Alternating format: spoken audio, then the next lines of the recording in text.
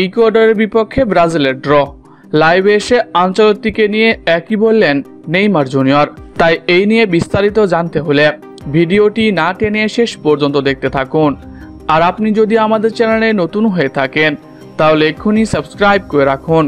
আর ইতিমধ্যে সাবস্ক্রাইব করে থাকলে আপনাকে অসংখ্য ধন্যবাদ। আজ সকালে ইকুয়েডরের বিপক্ষে মাঠে নামে ব্রাজিল। প্রথমবারের মতো বিদেশি কোনো কোচের অধীনে খেলতে নামেন সেলেসাওরা।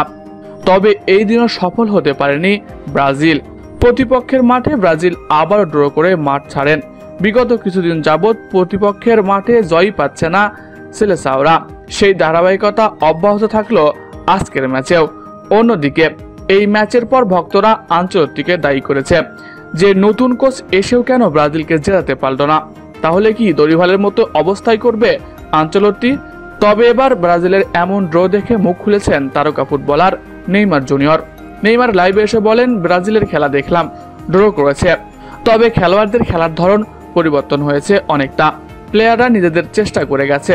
ইকুয়েডরের বিপক্ষে অনেক বড় বড় দল হেরে যায়, এছাড়া তারা তাদের মাঠের শক্তিশালী একটি দল। অন্যদিকে নতুন কোচের অধীনে এটি প্রথম ম্যাচ, তাকে সময় দিতে হবে। সময় দিলে আমরা ভালো কিছু পাবো। ভক্তদের ধৈর্য ধরতে হবে।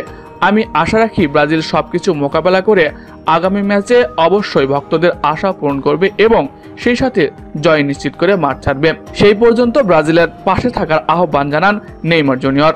বলা বাহুল্য, ব্রাজিলের আসন্ন ম্যাচ নিজেদের ঘরের মাঠে প্যারাগুয়ের বিপক্ষে 11 তারিখে সকাল 6:45 মাঠে নামবে সেলেসাও বাহিনী।